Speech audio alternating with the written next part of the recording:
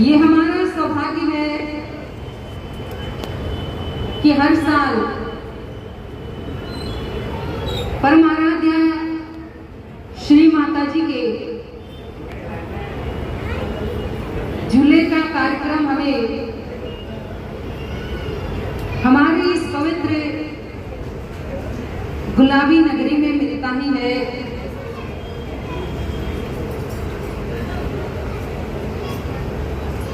महापुरुषों का सानिध्य मिलना, उनके दर्शनों का लाभ मिलना, उनके चरण कमलों की जो सगुण रूप में हमारे सामने इस धराधाम पर ज्ञान भक्ति के प्रचार के साथ साथ भक्तों में प्रेम और सौहार्द का लाभ जो अनेक जन्मों के पुण्यशाली जीव होते हैं उन्हीं को प्राप्त होता है। हम कई बार सत्संग में संत महात्माओं के द्वारा रामचरितमानस की चौपाई को सुनते हैं, जिसमें जामवंत जी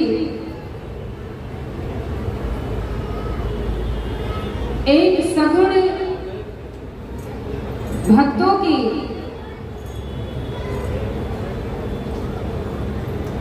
भाग्य की सराहना करते हुए कहते हैं,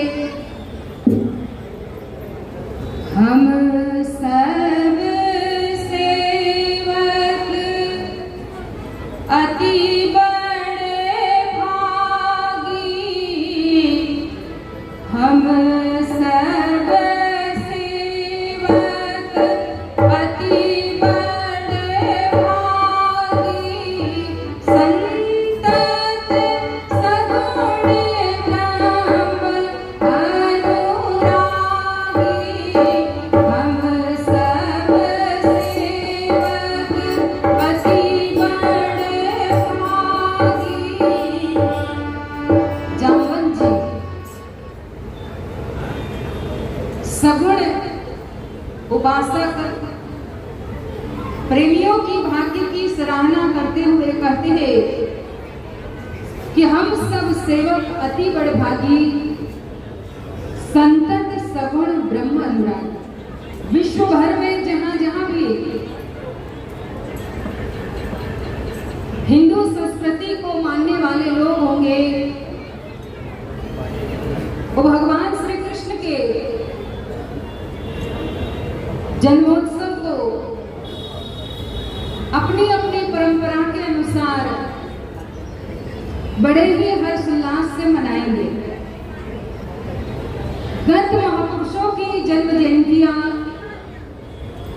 चाहे कृष्ण जन्माष्टमी के रूप में भगवान श्री कृष्ण का प्रकट उत्सव हो, चाहे रामनवमी के रूप में भगवान श्री राम जी के पावन प्रकट उत्सव को भक्त लोग बड़े खुशी से मनाते हैं, लेकिन साकार महापुरुषों की जन्म दिवस, उनके पावन जन्मोत्सव को और उनके पावन चरण कमलों की सेवा और उनके दर्शनों का लाभ तो कोई कोई बिरला ही प्राप्त करता है। और ऐसे ही हमारे सौभाग्य है कि हमें समय समय पर श्री गुरु महाराज जी के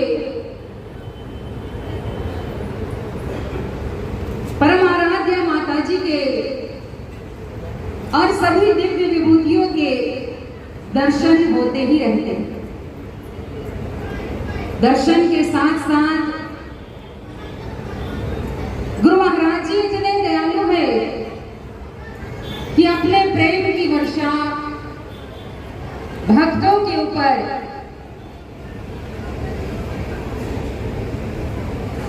बरसाते ही रहते हैं। उनकी अहेतु की कृपा जिसने भी प्राप्त कर ली, उनका जीवन सचमुच में धन्य हो गया। और आप लोग जयपुर वाले, राजस्थान वाले तो बहुत ही भाग्यशाली हो कि हर साल झूले का कार्यक्रम मिलता है।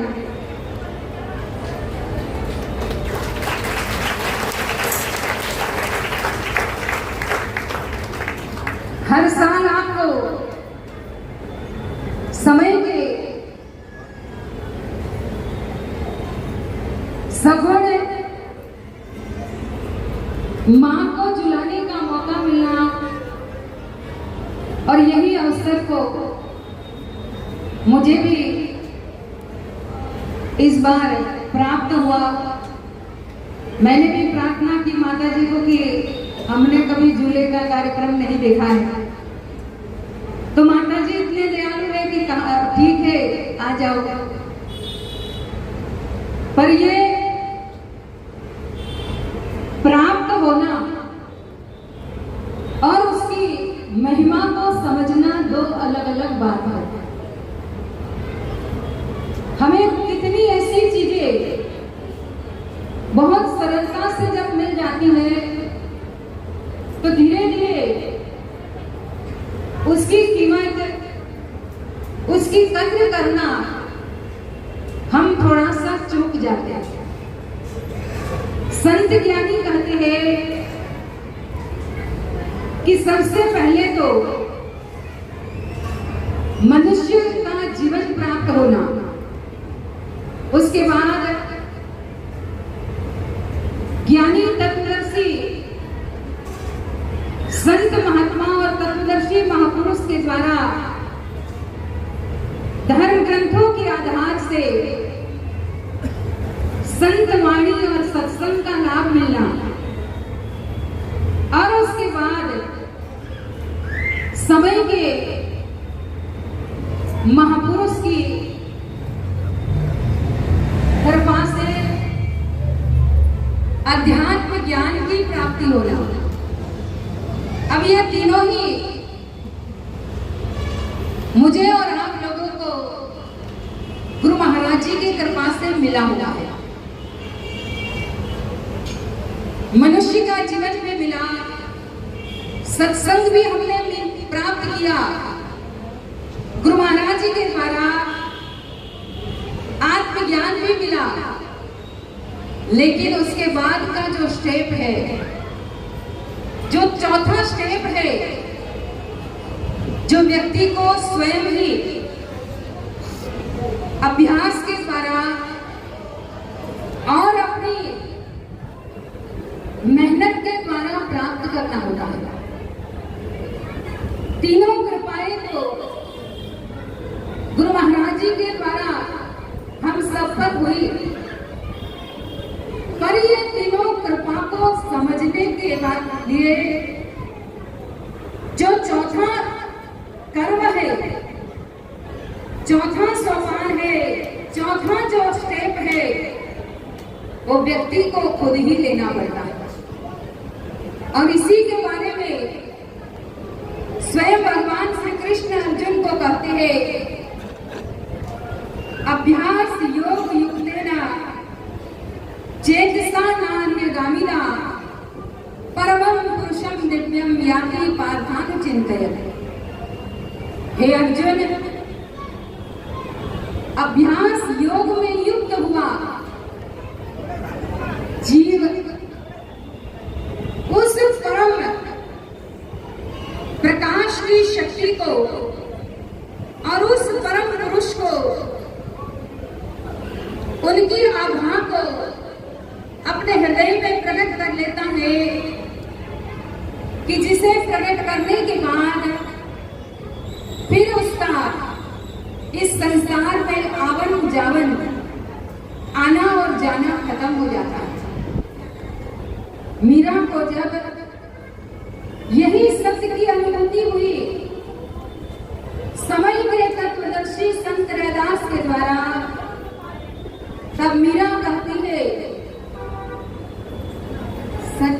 मिलिया संशय छूटा, घट पाया प्रकाशी, मोहर माया दोनों छूटे, मोहर माया दोनों छूटे, गावे मीरा दासी रे मैं गोविंद के रंग राती, मैं गिरधर के रंग राती, मैं गोविंद के रंग राती, मैं गिरधर के रंग राती, मैं गोविंद के रंग राती, बजरंग चोला पहने सखी, चिरमीटे खेलने जाती, बजरंग चोला पहने सखी, चिरमीटे जाती, बाजी के मेरे सावरो, बाजी के मेरे सावरो, खेले मेरी तन जाती सखी, मैं गोविंद के रंग राती, मैं गिरधर के रंग राती, मैं गोविंद के रंग राती, सबसे प्रिया परदेस बसत है, प्रिया परदेस बसत है, लिख भेज पाती, सबसे प्रिया परदेस लिख भेज पाती, मेरे पिया निर्जन बसत है, मेरे पिया बसत है, ना कहूँ आती ना जाती सखी, मैं गोविंद के रंग राती, मैं गिरधर के रंग राती, मैं गोविंद के रंग राती, मैं गिरधर के रंग राती, मैं गोविंद के रंग राती। मीरा करती है, सतगुरु मिलिया संशय छूटा, घट पाया प्रकाशा, मोह और माया दोनों छूटे, गावे मीरा दासी। उन्होंने कहा कि जब सतगुरु महाराज मिले तभी मेरे मन का संशय दूर हुआ, क्योंकि खास करके इस कलयुग में व्यक्ति का मन अनेक प्रकार के कंफ्यूजन से भरा रहता है, अनेक प्रकार के भ्रम से भरा रहता है। मीरा भी इसी कलयुग में ही हुई, उनके भी मन में संशय होंगे, तभी उन्होंने कहा कि सतगुरु मिलिया संशय छूटा। किस बात का संशय? कृष्ण कन्हैया की मूर्ति की पूजा तो वो हमेशा करती ही थी, नियम से। बचपन से श्री कृष्ण कन्हैया की मूर्ति को स्वयं अपने पति परमेश्वर मान करके उनकी सेवा करना, पूजा करना, ये उसका नित्य क्रम था। लेकिन इससे जो मन में संशय रहता है कि परमात्मा सारे जगत में व्याप्त प्रकाश स्वरूप कण कण में बसे हुए, वो कौन है और वो कैसे है, ये संशय उनके मन में होगा तभी उन्होंने कहा कि सदगुरु जब मिले तब संशय छूटा। हम भी जब तक ज्ञान नहीं लिया था संशय में ही थे। जब से मन में थोड़ा धर्म को, ज्ञान को, ईश्वर को जानने की कुछ जिज्ञासा हुई तो मन में यही था कि वो कैसे होंगे, कहाँ रहते होंगे, उनका स्वरूप कैसा होगा। लेकिन जब सदगुरु मिले स्वतः ही अंतरात्मा में एक दिव्य प्रकाश प्रकट हो गया।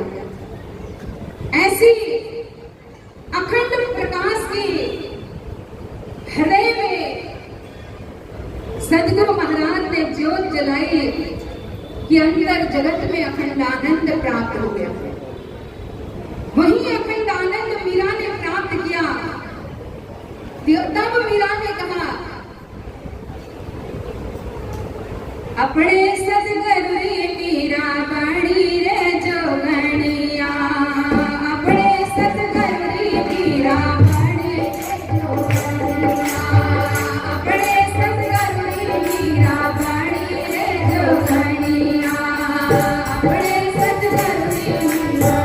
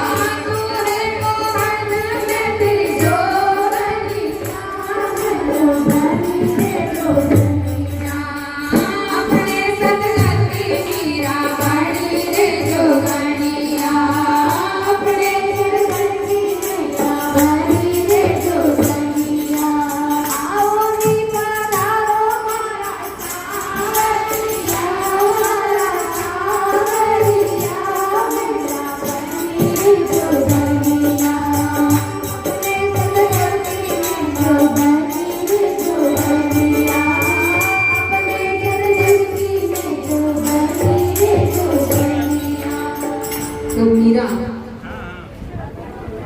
ऐसी जोगन बनी किसकी कहा अपने सतगुरुरी मीरा बाणी रे जो गुरु महाराज जी की जोगन बनी कब? जब गुरु महाराज जी ने ऐसी आत्म ज्योत को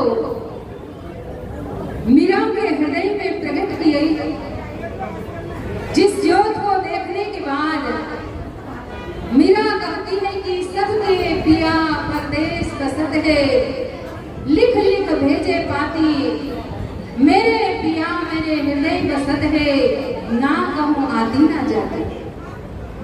लोग तो अपने स्वजनों को संदेश भेजना होता है तो कोई चिट्ठी लिखता है, कोई पत्र लिखता है। आजकल तो और भी सरल हो गया, व्हाट्सएप से ही संदेश तुरंत भेज देते। उससे भी सरल हो गया कि वीडियो कॉलिंग हो गई कि कितने किलोमीटर दूर व्यक्ति होगा तब भी उसके आमने सामने रहते हुए उससे बातचीत करते हैं, अपना संदेश भेजते हैं। लेकिन उस जमाने में मीरा के समय में ये टेक्नोलॉजी डेवलप नहीं हुई थी, जिसके कारण मीरा ने कहा कि लोगों के स्वजन जब दूर होते हैं तो उसे चिट्ठी भेज करके लिख के संदेश भेजा जाता है। लेकिन मेरे पिया तो मेरे हृदय में दिन रात रहते हैं, मेरे अंतरात्मा में मेरे प्रभु हमेशा रहते हैं। तुलसीदास जी कहते हैं व्यापक एक ब्रह्म अविनाशी, सत चेतन घन आनंद राशि। जो एक परमात्मा सारे जगत में व्याप्त है और जिसे सद्गुरु की कृपा से अंतरात्मा में प्रकट कर ले तब भी उसका संशय पूर्णतया समाप्त हो जाता है। यही बात संत ब्रह्मानंद जी ने कही। उन्होंने भी गुरु की महिमा गाते हुए कहा, ऐसी करी गुरुदेव दया, मेरा मोह का बंधन तोड़ दिया। ऐसी करी गुरुदेव दया, मेरा मोह का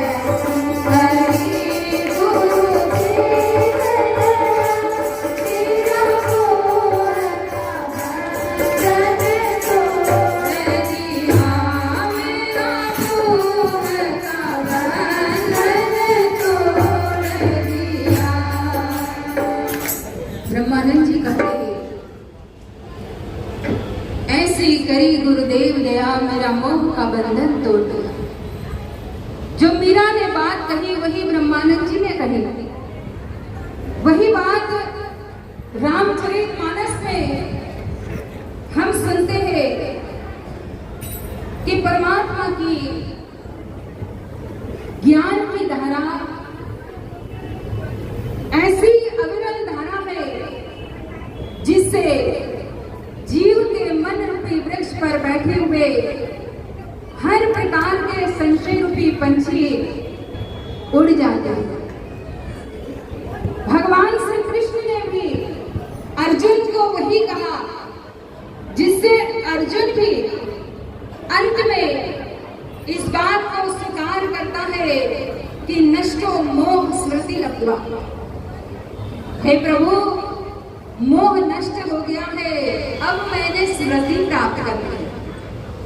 तो हर भक्तों ने सद्गुरु की उस करुणा की महिमा गाते हुए यही कहा कि मन तो संशयों से भरा था, मोह माया से भरा हुआ था, लेकिन गुरु महाराज ने मोह माया के जाल को पूर्णतया समाप्त करते हुए, तोड़ते हुए हर संशयों को भेद दिया।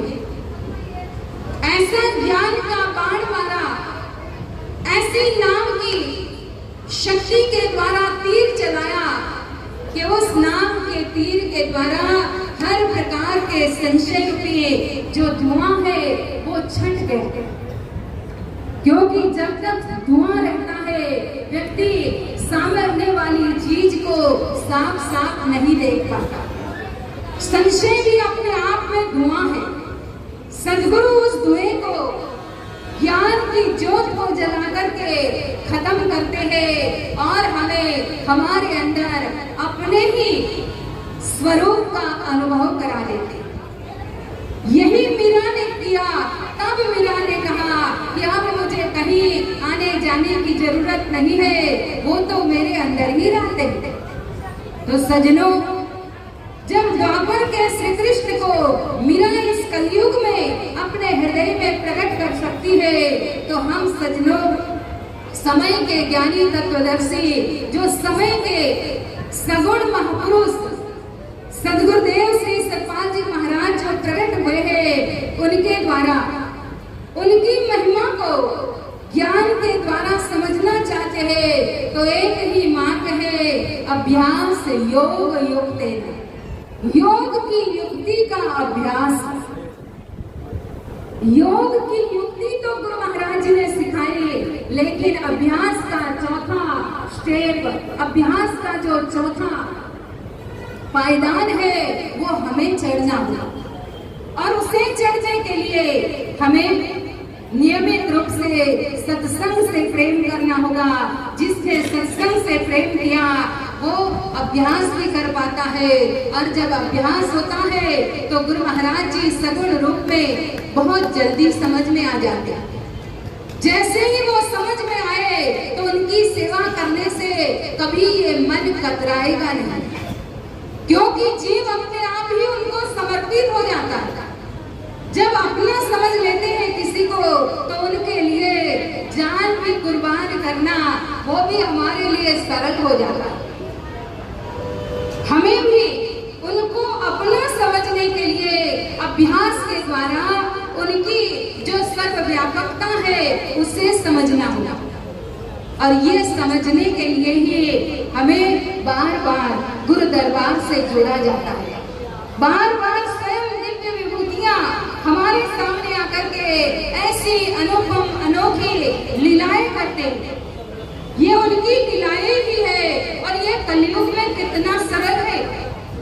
त्रेता में प्रभु राम ने इस तरह से ज्यादा लीलाएं नहीं की, क्योंकि उनका ज्यादा समय वनवास में चला गया।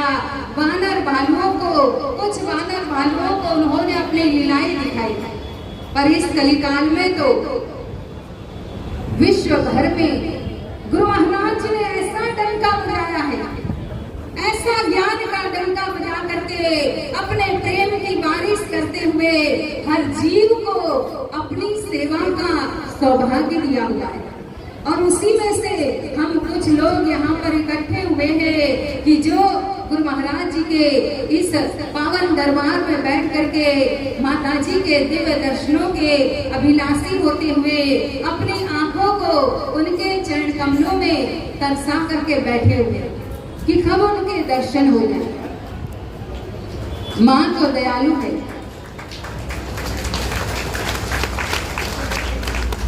माँ की महिमा तो वैसे ही देवता लोग भी नहीं गा पाए।